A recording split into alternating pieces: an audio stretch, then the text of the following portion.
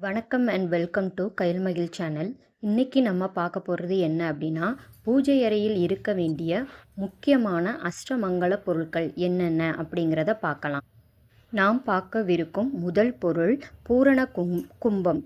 தங்கம், வெள்ளி, செப்பு, மண் ஆகிய குடங்களில் நூல் சுற்றி சந்தனம், குங்குமம், திலகமிட்டு அதில் வாசனை திரவியம் கலந்து நீர் நிரப்பி மாவிலை, தேங்காய், பூக்களால் அலங்கரித்து வைப்பதே பூரண கும்பம். இது மகாலட்சுமி வாசம் செய்கின்ற இடமாக கருதப்படுகிறது. பெரிய வகையான பூரண கும்பம் வைத்து வழிபட இயலாதவர்கள் இந்த வீடியோவில் காண்பதை போன்ற எளிமையான முறையில் கூட கலசம் அமைத்து அதில் வாசனை திரவியங்கள் இணைத்து பூக்கள், நாணயம், மஞ்சள் திலகமிட்டு மகாலட்சுமியின் ஆசீர்வாதத்தை பெற்றுக்கொள்ளலாம். இது நம் பூஜை அறையில் இருப்பது மிகச் சிறந்தது. இது மங்கள பொருட்களில் முதலாவது பொருட்கள். இரண்டாவது நாம் பார்க்க இருப்பது ஸ்வஸ்திக். ஸ்வஸ்திக் சின்னம் நம் பூஜை அறையில் இருப்பது மிகவும் சிறந்தது. இன்ப துன்பங்கள் சுழற்சியாக வரும் என்பதை கூறும் வடிவம். துன்பத்தை நீக்கி இன்பத்தை தரும் அம்பிகையின் சக்தியை பெற்றுத்தரக்கூடிய ஈர்க்கும் வடிவமாக இது அமைய பெற்றுள்ளது. இது நாம் பூஜை அறையில் இருப்பது மிகவும் சிறந்தது. பூஜை அறையில் கோலம் இடுபவர்கள் அடிக்கடி இத்தகைய வகையான கோலம் இடுவது மிகவும் சிறந்தது. அடுத்து நாம் பார்க்க இருக்கும் மங்கள பொருள் சங்கு. வீட்டின் நிலைவாசலில் இந்த சங்கை பதிப்பர். பலம்புரி, இடம்புரி என்று எதுவாக இருந்தாலும் இந்த சங்கு வெண்மை நிறமுடையது. மகாலட்சுமியோடு பார்க்கடலில் பிறந்தது. சங்கின் முழக்கத்தை கேட்டால் துர்சக்திகள் நம்மை வந்து அண்டாது. குபேர சம்பத்தை பெற்றுத்தரக்கூடியது இந்த சங்கு. இதுவும் மங்கள பொருட்களில் ஒன்றாக கருதப்படுகிறது. இந்த பொருள் நம் பூஜை அறையில் இருப்பது மிகவும் சிறந்தது. அடுத்து நாம் பார்க்கவிருக்கும் மங்கள பொருள் தீபம். மகாலட்சுமியின் ரூபம் இந்த தீபம். இருளை விரட்டி ஒளியை தரும். அஞ்ஞானத்தை போக்கி மெஞ்ஞானத்தை தரும். ஞான ஒளி வந்துவிட்டால் இவ்வுலகில் எல்லா நலனும் நம்மை தேடி வரும்.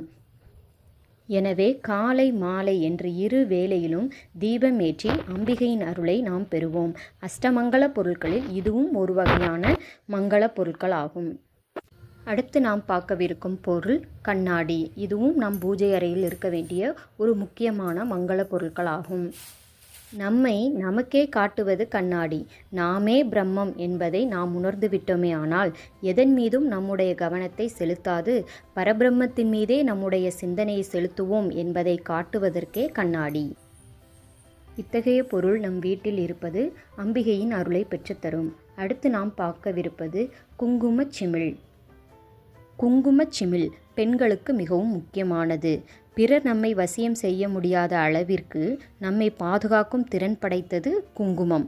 வீட்டில் வரும் பெண்களுக்கு கண்டிப்பாக குங்குமம் தந்து அனுப்பினால் அந்த வீட்டில் மகாலட்சுமி நிரந்தரமாக வாசம் செய்வாள். எனவே வீட்டிற்கு வரும் விருந்தாளிகளுக்கு கட்டாயம் குங்குமம் கொடுக்க வேண்டும். அடுத்து நாம் பார்க்கவிருக்கும் மங்கள பொருள் சந்தன கிண்ணம். சந்தனத்தில் மகாலட்சுமி வாசம் செய்கிறாள். இதை பூசும் பொழுது எப்படி ஒரு குளுமை நம் உடலுக்கு கிடைக்கிறதோ அதுபோல குளுமையான இனிமையான வாழ்க்கையை நமக்கு தர வல்லது. எனவே சந்தன கிண்ணம் நம் பூஜை அறையில் இருப்பது மிகவும் நல்லது. மகாலட்சுமியின் அம்சத்தை பெற்றுத்தர வல்லது. எப்படி வெற்றிலையும் பாக்கையும் பிரிக்க முடியாதோ அதுபோல சந்தனத்தையும் குங்குமத்தையும் பிரிக்க இயலாது. எனவே நாம் ஒவ்வொரு வீட்டிலையும் பூஜை அறையில் இருக்க வேண்டிய கட்டாய பொருட்களில் சந்தனமும் குங்குமமும் ஒன்று. இதுவும் ஒரு வகையான மங்கள பொருள். அடுத்து நாம் பார்க்கவிருக்கும் மங்கள பொருள் தாம்பூலம். வெற்றியை நமக்கு தரும் இலை என்பதால் இதற்கு வெற்றிலை என்று பெயர். எவ்வகை நிவேதன பொருட்கள் கிடைக்காவிட்டாலும் வெற்றிலை பாக்கு வைத்து இறைவனை வழிபட்டால் அந்த செயல் வெற்றி பெறும் என்பதற்காகவே இதற்கு வெற்றிலை என்று பெயர் வைத்தார்கள். எந்த மங்கள நிகழ்வாக இருந்தாலும் துவக்கத்தில் இந்த வெற்றிலை தான் இடம்பெறும். இதில் மகாலட்சுமி வாசம் செய்வதால் இதுவும் மங்கள பொருட்களில் ஒன்றாகவே கருதப்படுகிறது. இந்த 8 வகையான அஷ்டமங்கல பொருட்கள் உங்கள் பூஜை அறையில் இருப்பது அம்பிகையின் அருளை பெற்றுத்தரும்.